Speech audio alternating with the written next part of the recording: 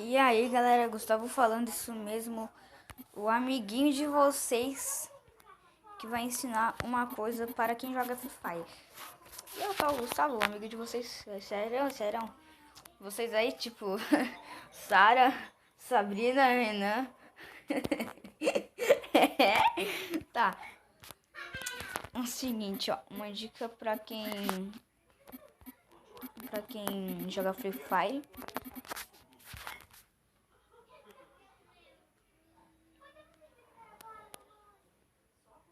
Pra provar que eu, tá? O cabelo tá todo bagunçado, né? Terminei meu banho agora. Eu vim da rua, por isso que eu precisei tomar banho.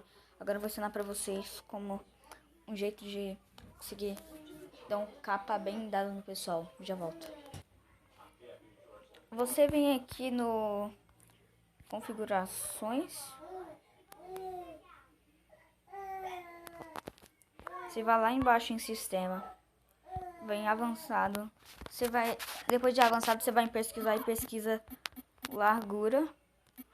Daí vai aparecer lá, menor largura. Você aperta em menor largura e vai te levar até a menor largura. Daí você apaga o 350, que é o número normal, e coloca 600. Mas depois você tem que colocar. Daí vai ficar tudo pequeno, tá? Mas se você quiser colocar o normal, você coloca 350. Tá, daí vai ficar assim, ó.